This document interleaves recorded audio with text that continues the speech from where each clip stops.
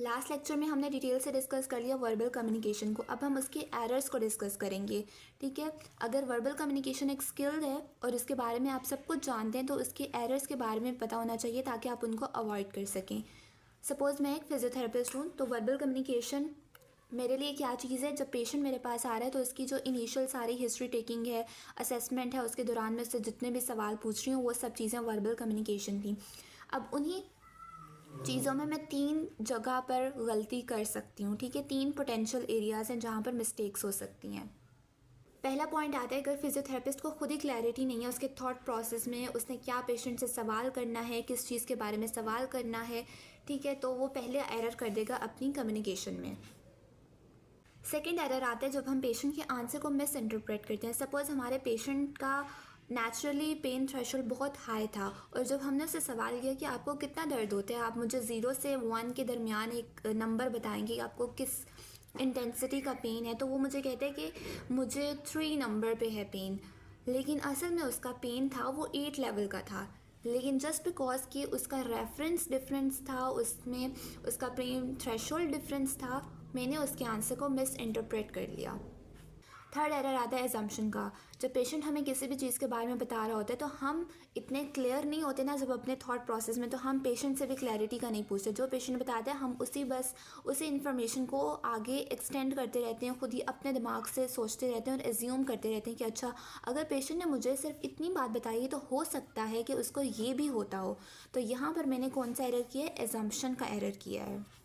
अगर हम अपनी बुक में देखें एरर इन वर्बल कम्युनिकेशन, तो इसमें बहुत लंबा से एक डिटेल लिखी हुई है। ये बस फजूल बातें हैं, आपने रीड आउट करनी है। If you have a lot of time तो इस पर लगा सकते हो, बट जो मेन चीज़ थी वो ये लास्ट पैराग्राफ की थी। आई होप यहाँ से ये जो लास्ट पैराग्राफ है ना, इसमें ये 3 बातें लिखी हुई हैं, ये आपने पढ़नी है और इसको पॉइंट्स में याद रखना है। अब हम डिटेल से डिस्कस करेंगे मिस इंटरप्रेटिंग को कि किन वजह से हो सकती है, क्या फैक्टर्स हैं इसके। फर्स्ट ऑफ ऑल, जब हम पेशेंट से बातचीत स्टार्ट करते हैं इनिशियल इंटरव्यू के दौरान, हमें आइडिया हो जाना चाहिए कि पेशेंट का पेन थ्रेशोल्ड कितना है। और उसके लिए अगेन वही बात कि आपकी कॉम्पिटेंसी पे डिपेंड करता है, आपके एक्सपीरियंस पे डिपेंड करता है, आपकी अपनी क्लैरिटी ऑफ थॉट्स पे डिपेंड करता है कि आप कितने अच्छे से उससे सवाल जवाब कर रहे हैं पेशेंट।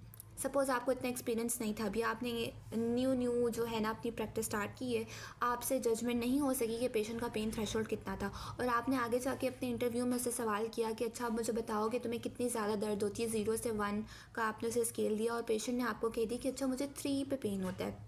बट असल में ऐसा नहीं था, असल में आपके पेशेंट के पास बहुत हाई पेन थ्रेशोल्ड था, उसकी टॉलरेंस बहुत ज़्यादा थी, और वहाँ पे उसके फैक्टर्स भी बताएं कि किन वजह से उसकी हाई टॉलरेंस हो सकती है।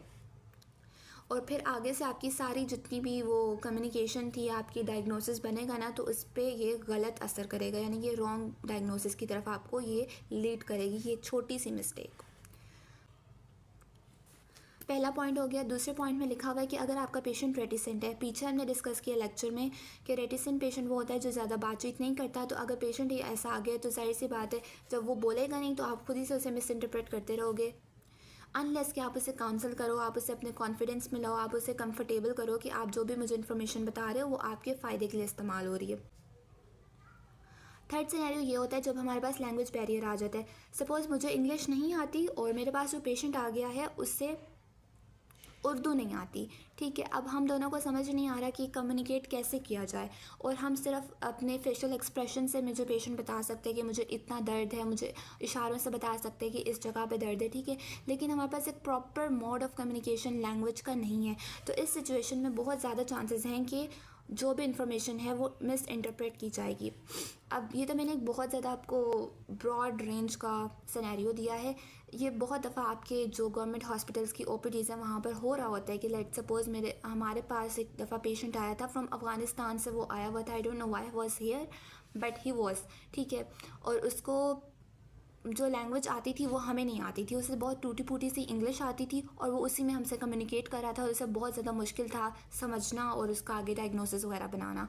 तो खैर इस तरह के सिनेरियोज होते हैं, it is a real life example. और हमारे पास एथनिक बैकग्राउंड के डिफरेंसेस या इन्फ्लुएंसेस हो जाते हैं।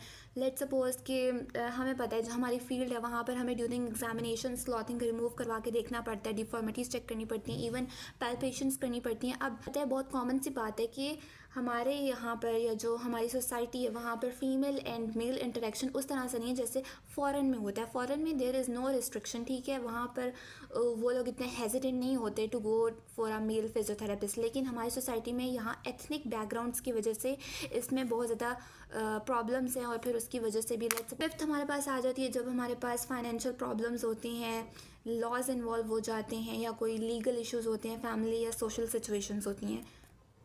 सिनेरियो के कभी कभी आपके पास सिर्फ ऐसा पेशेंट आता है जो आपको सिर्फ सिम्टम के बारे में बताता है। वो ना बता रहा होता है कि अच्छा मुझे इस वजह से हुआ है, ना बताता है कि मुझे ये करूँ तो मुझे फ़ायदा होता है, मुझे आराम आता है, दर्द की इंटेंसिटी में कमी आती है। वो सिर्फ बताता है कि डॉक्टर साहब मुझे दर्द है, मुझे दर्द रहता है, मुझे सुबह दर्द रहता है, मैं ये करूँ तो मुझे दर्द रहता है, ठीक है। तो उस सिनेरियो में भी फिर आपको बहुत अच्छे से अपनी कम्युनिकेशन को लेकर चलना होता है।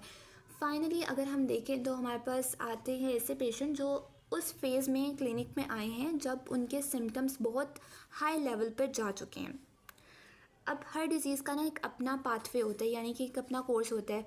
सपोज़ अगर मैं मल्टीपल स्क्लेरोसिस की बात करूँ तो हमें पता है एमएस जो डीमाइलिनेटिंग डिसऑर्डर है, एक ऐसी सिचुएशन होती है कि कभी आपके सिम्टम हाई लेवल पर जाते हैं, फिर वो स्लो हो जाते हैं, फिर हाई पे जाएगा, फिर स्लो पे जाएगा, ठीक है। उसका इस तरह से एक ग्राफ बन रहा होता है। अब अगर पेशेंट मेरे पास आता ही सिर्फ अपने हाई लेवल के सिम्टम्स पर है और लो लेवल पर का ना वो मुझे बता रहा है, ना तब वो आता है क्योंकि तब उसे दर्द में आराम आ जाता है, तो वो क्लिनिक में आता ही नहीं है, ना वो किसी से कम्युनिकेट करता है उसके बारे में, तो सबको लगेगा कि इसके तो सिम्टम्स हमेशा हाई रहते हैं, तो उस केस में भी मैं उसे मिस इंटरप्रेट करूँगी, ठीक है। तो ये हमारे पास सिनेरियोस या सिचुएशंस होती हैं और ये बॉक्स में लिखी हुई हैं, सिर्फ इसको पढ़ना है, इस सब को आप स्किप कर सकते हो। इससे जो एग्जांपल्स दिए हैं वो सिर्फ समझाने के लिए दिए हैं, ये बॉक्स इनफ है इसको करने के लिए।